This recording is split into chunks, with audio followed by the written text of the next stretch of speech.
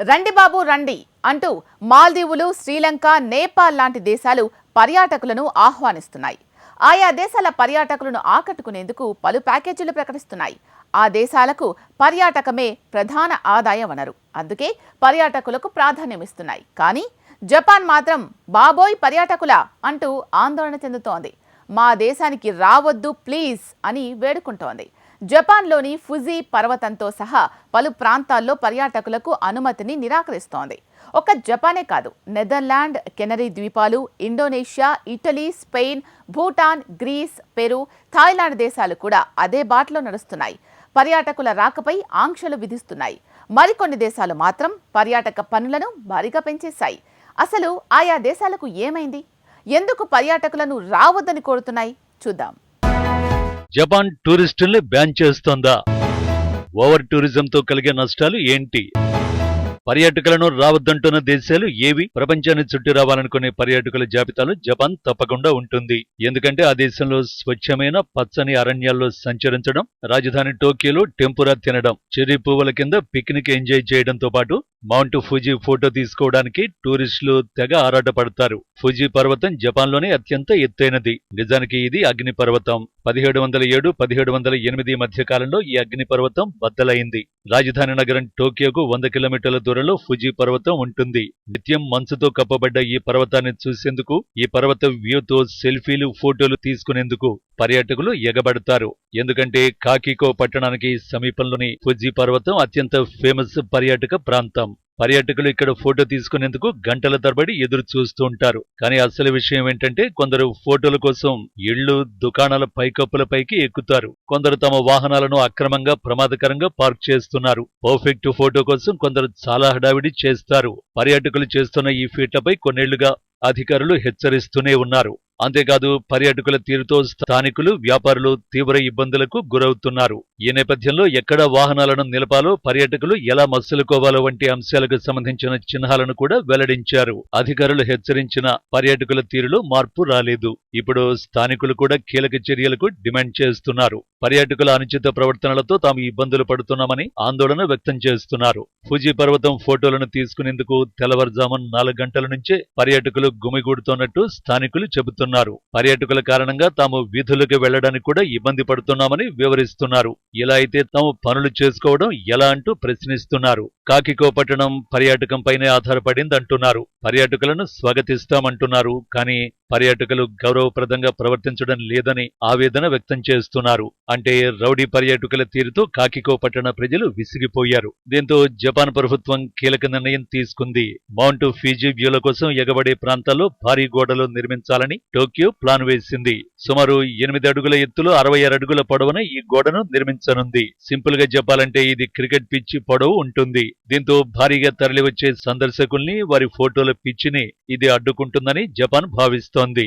నిజానికి కాకికో పట్టణంలో ఫుజీ పర్వతం వ్యూ చూసేందుకు పెద్ద ఎత్తున సందర్శకులు తరలివస్తున్నారు. ప్రస్తుతం ఫుజీ ప్రాంతం ఓవర్ టూరిజంతో ఆందోళన చెందుతోంది. ఈ ఏడాది మొత్తం 3,30,00,000 మంది ఈ పర్వతాన్ని సందర్శిస్తారని అంచనా. కానీ ఒక్క మార్చిలోనే 30,00,000 మంది ఫుజీ పర్వతాన్ని సందర్శించడం ఇదే తొలిసారి. అయితే ఎందుకింత పెద్ద ఎత్తున పర్యాటకులు జపాన్కు తరలి వస్తున్నారు? చాలా వరకు కోవిడ్ మహమ్మారి అనంతరం ఆంక్షల్ని పూర్తిగా ఎత్తేశారు. చాలా దేశాల ప్రభుత్వాలు కూడా సందర్శకుల్ని ఆకర్షించేందుకు యత్నిస్తున్నాయి. ఎందుకంటే ఎక్కువ టూరిజం అంటే ఎక్కువ ఆదాయాన్ని రాబట్టడమే.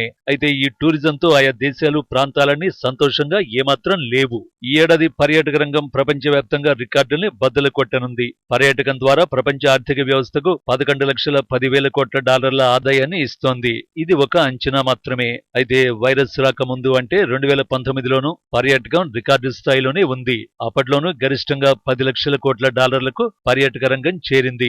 ఈసారి $11,00,00,000 మార్కును చేరుకుంది. ప్రపంచవ్యాప్తంగా 142 దేశాల్లో 2019లో పర్యాటక రంగాలు ఊపందుకున్నాయి. ఈ పర్యాటకంతో నిజానికి స్థానిక ఆర్థిక వ్యవస్థలకు ఊతం వస్తుంది. హోటళ్లు, టూర్లు, రవాణా వంటివి ప్రత్యక్ష ఖర్చుల నుంచి లాభాలను ఆర్జిస్తాయి. పరోక్ష వెచ్చింపులతో కూడా భారీగానే ఆదాయం లభిస్తుంది. అంటే హోటళ్ల బెడ్షీట్లు, తువాళ్లు, ఇతర కిరాణా సామగ్రి పెద్ద ఎత్తున విక్రయాలు జరుగుతాయి. అంతేకాదు అంతర్జాతీయంగా ప్రతి 10 మందిలో ఒకరు పర్యాటక రంగానికి సంబంధించిన ఉద్యోగాల్లో పనిచేస్తున్నారు. స్థానిక విక్రేతల నుంచి పెద్ద వ్యాపారుల వరకు పర్యాటక నుంచి ప్రయోజనాన్ని పొందుతున్నారు. అయితే టూరిజం పరిమితిలో ఉంటే ఓకే, కానీ ఇది ఇప్పుడు అతిగా మారింది. అంటే అవసరమైన దానికంటే ఎక్కువ పర్యాటకులు ఆయా ప్రాంతాలను సందర్శిస్తున్నారు. ఈ ప్రక్రియనే ఓవర్ టూరిజం అంటారు. ఇప్పుడు ఫేమస్ టూరిస్టు ప్రాంతాలన్నీ ఓవర్ టూరిజంతో ఇబ్బంది పడుతున్నాయి. అయితే ఓవర్ టూరిజంతో ఇబ్బందులు ఏంటి అంటే ట్రాఫిక్ తీవ్రమవుతుంది, మౌలిక సదుపాయాల కల్పన కష్టంగా మారింది. దీనికి తోడు జీవన వ్యయం పెరుగుతోంది, పర్యావరణ కాలుష్యం తీవ్రమవుతోంది. ఫలితంగా 150 ఏళ్ల పురాతన విగ్రహాలు కూడా కాలుష్య కాటుకు ధ్వంసమైపోతున్నాయి. ఓవర్ టూరిజంతో ఇబ్బందుల గురించి ఇలా చెప్పుకుంటే చాలానే ఉన్నాయి. ఇక్కడ గమ్మత్తైన విషయం ఏంటంటే ఆయా దేశాలకు పర్యాటకులు కావాలి, అలాని భారీగా పర్యాటకుల్ని కోరుకోవడం లేదు. 2024లో ఇప్పటికీ 4 నెలలు గడిచాయి. కానీ పర్యాటకాన్ని అడ్డుకోవడానికి ఆయా దేశాలు యత్నిస్తున్నాయి. ఈ క్రమంలో జపాన్ క్యోటోలోని కొన్ని ప్రాంతాలను పర్యాటకులు సందర్శించకుండా జపాన్ బ్యాన్ చేసింది. ఇటలీకి చెందిన వెనిస్ నగరం పగటిపూట మాత్రమే పర్యాటక ప్రాంతాలను సందర్శించేందుకు అనుమతినిస్తోంది. ఇటలీలోని మిలాన్ నగరంలో రాత్రిపూట పిజ్జాలు, ఐస్ క్రీముల విక్రయాన్ని నిషేధించేందుకు సిద్ధమవుతోంది. నెదర్లాండ్స్ రాజధాని ఆమ్స్టర్డామ్ కొత్త హోటళ్ల నిర్మాణాలు నిషేధించింది. ప్యారిస్ లో పర్యాటక పన్నును 200% పెంచింది. అమెరికాలోని హవాయ్ రాష్ట్రం పర్యాటక రుసుముని భారీగా వసూలు చేసేందుకు సిద్ధమైంది. ఇటలీకి చెందిన క్యాప్రి ద్వీప సందర్శన రుసుములను 2 పెంచారు. ఈ మధ్యధరా ద్వీపానికి నిత్యం 16,000 మంది పర్యాటకులు వస్తూ ఉంటారు.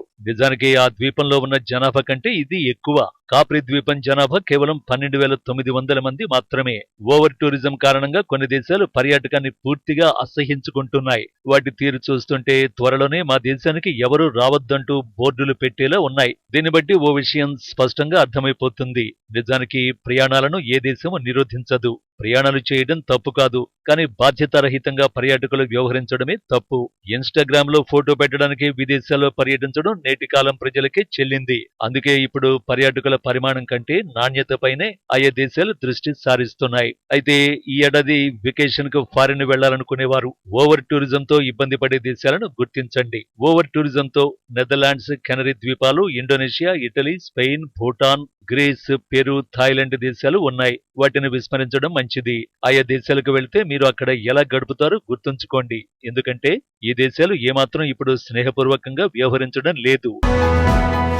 విదేశాల ట్రిప్కు వెళ్లాలనుకునే వారు జాగ్రత్తగా అడుగులు వేయండి. ఎందుకంటే ఓవర్ టూరిజంతో ఇబ్బంది పడే దేశాలకు వెళితే ఇబ్బందులు తప్పవు. అవి కాకుండా ప్రపంచవ్యాప్తంగా మరెన్నో టూరిస్ట్ స్పాట్లు ఉన్నాయి. ఆయా దేశాలు కూడా పర్యాటకులకు ఘనస్వాగతం పలుకుతూనే ఉన్నాయి. ఆయా దేశాలకు వెళితే అక్కడి ఆర్థిక వ్యవస్థ కూడా మద్దతునిచ్చినట్టు అవుతుంది. ఇన్‌స్టాగ్రామ్, టిక్ టాక్ లను పక్కన పెట్టి చూస్తే ప్రపంచవ్యాప్తంగా ఎన్నో సుందరమైన ప్రదేశాలు ఉన్నాయి. అందుకే టూరిస్టు ప్రాంతాలను తెలివిగా ఎంచుకోవడం మంచిది.